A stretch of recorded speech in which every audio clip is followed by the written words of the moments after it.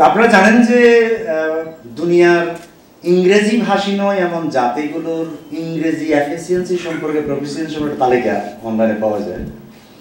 তার মধ্যে বাংলাদেশের অবস্থান 82তম, যেখানে নেপালের অবস্থান 80তম, আর 1 নম্বর 2 নম্বর 3 নম্বর দেশ হলো নেদারল্যান্ডস, মানে হল্যান্ড, জার্মান, ফ্রান্স। এগুলি বুঝতেই পারছেন যে আর সবচেয়ে আচ্ছা ইন্টারেস্টিং না, চীনাদের ইংরেজির অবস্থা খুবই খারাপ, ভয়াবহ।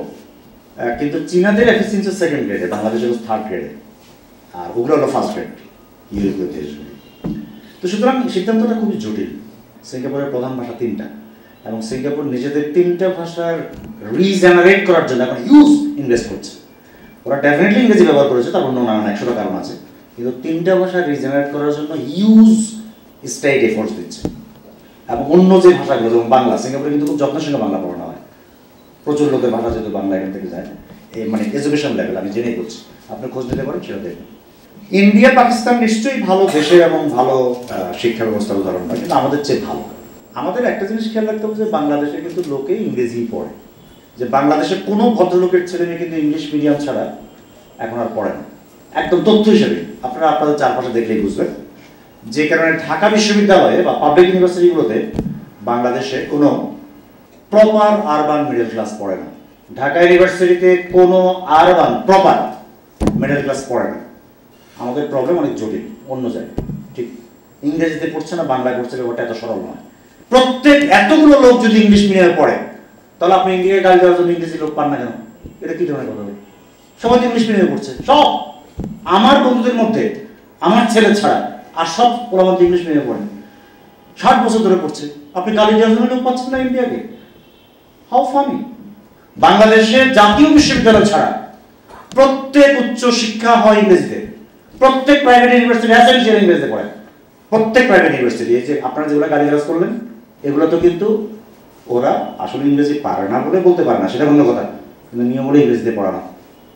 আর আমি নর্থ সাউথ দীর্ঘদিন পড়াচ্ছি, ব্র্যাক ইত্যাদি, এগুলো তো আছেই, এটা অন্য জিনিস। ঢাকা ইউনিভার্সিটি সহ প্রত্যেকটা পাবলিক ইউনিভার্সিটিতে ইংরেজিতে সক্ষম প্রত্যেক প্রমাণ পরীক্ষা দিতে পারে, পড়ে এবং লেখে। একমাত্র ন্যাশনাল ইউনিভার্সিটি এই জিনিস নাই। কই আপনার ইংরেজি উন্নতি হয় না কেন? আপনি গালি দেওয়ার জন্য লোক পাচ্ছেন না। প্রবলেম ইজ সামহার এলস, যে আমাদের এখানে ইংরেজির অবস্থা খারাপ, কিন্তু কি জন্য খারাপ সেটার ব্যাপারটা ভিন্ন, লম্বা আলাপের দরকার আছে। একটা খেয়াল রাখতে হবে যে আমাদের এখানে লোকেরা ইংরেজিই পড়ে গেছে কিনা বহুদিন ধরে, বাংলাও লোকে জানে না আসলে। সেটা কেন, আমাদের এডুকেশন সিস্টেমে কি গরজের কারণে ঘটনাটা ঘটছে, এটা আমাদেরকে আরেকটু গভীরভাবে বিশ্লেষণ করতে হবে। এত সরল সিদ্ধান্ত আমাদের কোনো কাজে আসবে।